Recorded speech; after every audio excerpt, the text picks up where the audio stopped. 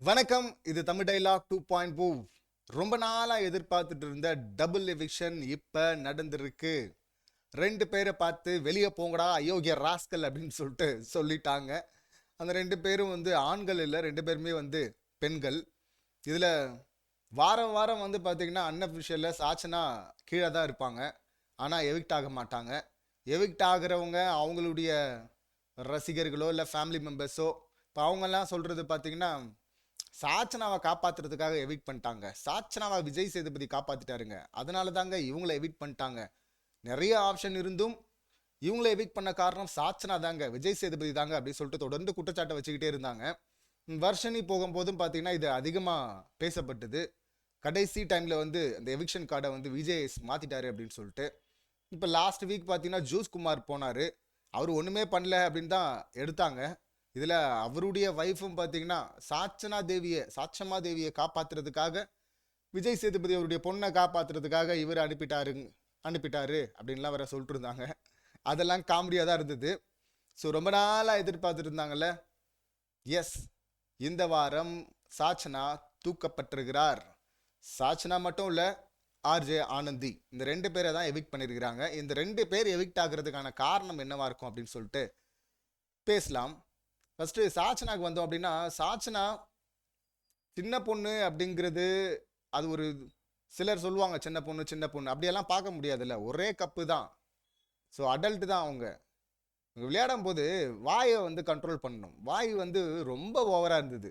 அதாவது இவங்க போய் வெளியில் போய் ஒரு கடையில் நகை எடுத்தாங்களாம், அந்த நகை தொலைஞ்சு போச்சான்.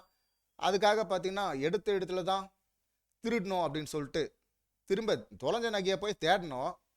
ஆனால் இவங்க பார்த்தீங்கன்னா அந்த கடைக்கே போயிட்டு இங்கே எடுத்தது தானே தொலைஞ்சது, அதனால மறுபடியும் இங்கேயே எடுத்துருவோம்னு சொல்லிட்டு திருடிட்டாங்களாம். அதையே பெருமையாக வேற சொல்கிறாங்க பிக் பாஸ் வீட்டுக்குள்ளே. ஸோ இது அப்புறம் பார்த்தீங்கன்னா வீகன் விஷயத்தில் ஏகப்பட்ட குறும்படங்கள். ஃபஸ்ட்டு முட்டை சாப்பிட மாட்டேன்னாங்க, அப்புறம் முட்டை சாப்பிட்றேன் ஏன்னா டாஸ்க் நான் விளையாடணும் அப்படின்னாங்க. அதுக்கப்புறம் முட்டை உள்ளே இருக்கிற மஞ்சக்கருவு தான் சாப்பிடுவேன்னாங்க. அப்புறம் சிக்கன் கிரேவி மட்டும் தான் சாப்பிடுவேன்னாங்க. சிக்கன் நான் மற்றவங்களுக்காக வாங்கிட்டு போகிறேன்னாங்க. கடைசியாக பார்த்தா இது அதுன்னெலாம் பார்க்காம எல்லாத்தையும் வெளுத்து கட்டினாங்க. என்னம்மா இப்படி பண்ணுறியம்மா அப்படின்னா, நான் சாப்பிடுவேன், வீட்டுக்கு தெரியாமல் சாப்பிடுவேன் அப்படின்னாங்க. சரி, அதுக்கப்புறமாவது இந்த ட்ராமாவை நிறுத்தி தொலைமா அப்படின்னா, இங்கே எவிக்ட் ஆகிற மாதிரியான சுச்சுவேஷன் இருக்காங்கல்ல, அவங்ககிட்ட எல்லாம் போயிட்டு நீங்கள் வெளியே போனீங்கன்னு வச்சிங்களேன், போக வேண்டிய சுச்சுவேஷன் வந்துச்சுன்னு வச்சிங்களேன், ஸ்டேஜில் போய் நின்றுக்கிட்டு சாச்சனா நீ ஒன்றும் கவலைப்படாத, உங்கள் வீட்டில் ஒன்றும் தப்பாக நினைக்க மாட்டாங்க, சாப்பிடணும்னு தோணுச்சு அதனால தான் நீ சாப்பிட்ட, நீ ரொம்ப நல்ல பொண்ணு அப்படின்னு சொல்லுங்கன்னு இவங்களே டைலாக் எல்லாம் அவர் எழுதி கொடுத்துருந்தாங்க. எப்படியெல்லாம் பாருங்க ஒரு ட்ராமா கிரியேட் பண்ணுறது. ஸோ இதெல்லாம் பார்க்கும்போது எரிச்சலாக இருந்தது. விஜய்ஸும் இதெல்லாம் கேட்கவே இல்லை.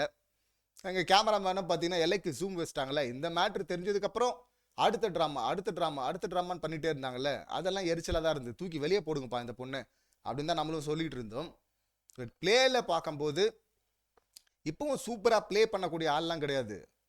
ஆனால் மற்ற மிக்சர்லாம் பார்க்கும்போது இருக்கலாம்ப்பா, இவங்க இருந்தாலாவது ஏதாவது ஒன்று பைத்தியகாரத்தனமாக பண்ணுவாங்க.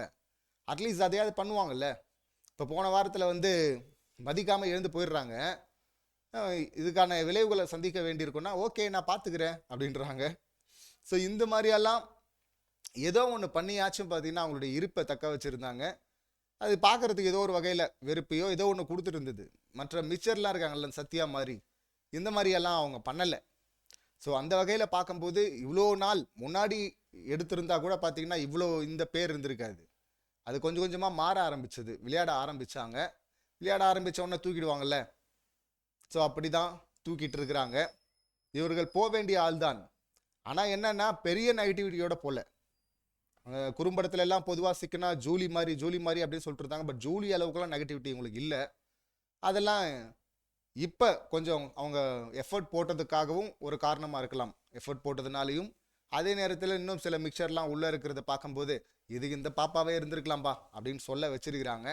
அந்த வகையில் பார்க்கும்போது பெரிய நெகட்டிவிட்டிலாம் இல்லாமல், இந்த சின்ன ஏஜ் வேறு, இன்னும் நிறைய வாய்ப்புகள்லாம் வரும், போக வேண்டிய தூரம் இருக்குது. ஸோ அப்படி பெரிய நெகட்டிவிட்டி இல்லாமல் பாசிட்டிவாக போகிறதுக்கு, ரொம்ப பாசிட்டிவ்லாம் இல்லைனாலும் இவங்க பண்ண சம்பவத்துக்கு நெகட்டிவ் சம்பாரிச்சிருக்கணும், இன்னும் நிறையவே வந்திருக்கணும்.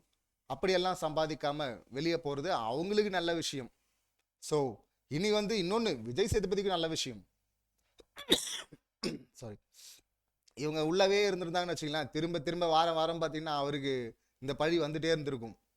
சும்மா வந்து அவர் பொண்ணை காப்பாத்துறதுக்காகவே இப்படி பண்றாரு, காப்பாத்துறதுக்காகவே இப்படி பண்றாரு அப்படின்னு சொல்லிட்டு அவரும் பார்த்தீங்கன்னா ஆரம்பத்திலேயே அப்பான்னு கூப்பிடு அப்படின்லாம் சொல்லியிருக்க வேணாம். அது சொன்னதுனால இந்த மாதிரிலாம் பேர்லாம் அவர் நிறையவே வாங்க வேண்டியதாக இருந்தது. ஸோ அந்த வகையில் பார்க்கும்போது இவங்களுக்கு எந்த அளவுக்கு நல்லதோ அதே அளவு நல்லது விஜய் சேதுபதிக்கும் நல்லது இவங்க போகிறது.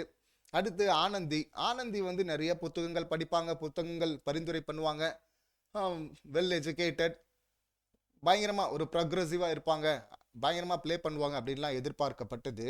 நானும் எதிர்பார்த்தேன். ஆனால் அப்படி விளையாடினாங்களான்னா இல்லை.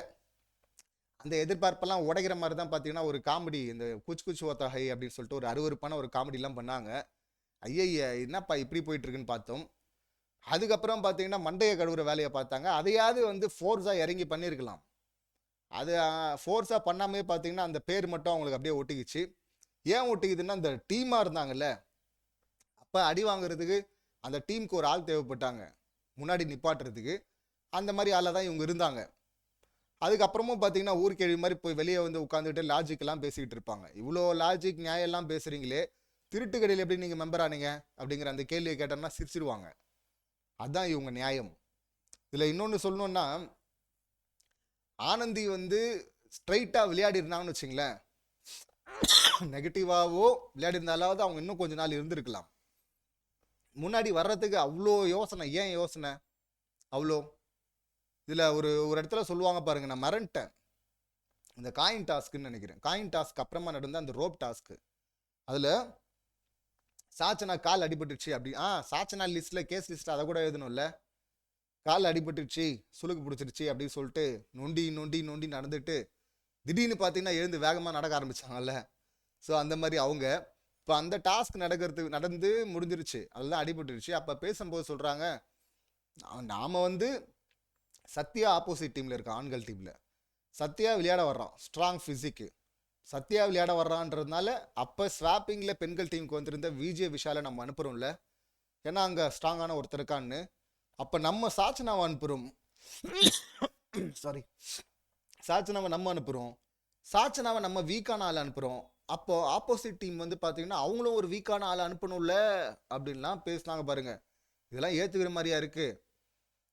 ஒரு டீமில் வந்து ஆட்கள் அனுப்புகிறாங்கன்னா ஜெயிக்கிறதுக்கு யார் அனுப்பிச்சா ஜெயிக்க முடியும் அப்படின்னு நம்புகிறாங்களோ அவங்கள தான் அனுப்புவாங்க. ஆனால் இவங்க உருட்டு எப்படின்னா, அவங்க ஸ்ட்ராங்கான ஆள் அனுப்பிச்சா இவங்க ஸ்ட்ராங்கான ஆளை அனுப்பலாம். ஏன்னா ஃபஸ்ட்டு ஆண்கள் தான் சூஸ் பண்ணாங்க டீமை, இப்போ பெண்கள் வந்து செகண்ட் சூஸ் பண்ணுறாங்க. இப்போ சூஸ் பண்ணும்போது, மெம்பர்ஸை சூஸ் பண்ணும்போது யாரை அனுப்பலாம் அப்படின்னு சொல்லிட்டு பார்த்துருக்கணும். சாச்சனா வந்து தப்பான சாய்ஸு. ஆனால் சாச்சனாவை அனுப்பிட்டு இவங்க உருட்டு, நாங்கள் வீக்கான சாய்ஸ் அனுப்புகிறோம்ல, உடனே நீங்கள் என்ன பண்ணோம், ஸ்ட்ராங்கான சாய்ஸை வித்ட்ரா பண்ணிவிட்டு வீக்கான சாய்ஸை நீங்கள் அனுப்பணுன்றாங்க. எந்த டீம் இதை பண்ணுவாங்க? எந்த கேமில் இதை பண்ணுவாங்க? ஸோ வாய் இருக்குன்றதுக்காக எப்படி வேணால் உருட்டலாம் அப்படின்னு உருட்டுறது இருக்குல்ல, அது வந்து வெறுப்பை தான் சம்பாதிக்கும். அந்த வெறுப்பை தான் இவங்க சம்பாதிச்சுக்கிட்டாங்க. அதனால் இவங்க கேமில் இப்போ எடுத்துட்டா மட்டும் ஒன்றும் கேம்லாம் மாற போகிறது இல்லை. அவங்க கேம் நின்று போய் ரொம்ப நாள் ஆச்சு. அந்த மண்டையை கடவுற கேமும் நின்று போய் ரொம்ப நாள் ஆச்சு. அதையும் ஒழுங்காக கழுவலை அப்படின்னு தான் சொல்லணும். இவங்க இல்லைன்னாலும் பார்த்தீங்கன்னா அந்த அன்ஷிதாவுடைய கேம் எல்லாம் அப்படி தான் இருக்கும். அன்ஷிதா சொல்லிட்டு இருந்தாங்கல்ல, எனக்கு வந்து அப்படி ரொம்ப முக்கியமானவர் ஆனந்தி, எனக்கு நிறைய நல்லது கெட்டதெல்லாம் சொல்லுவாங்க. ஆனந்தி சொல்கிற நல்லது கெட்டதெல்லாம் இந்த மாதிரி தான்.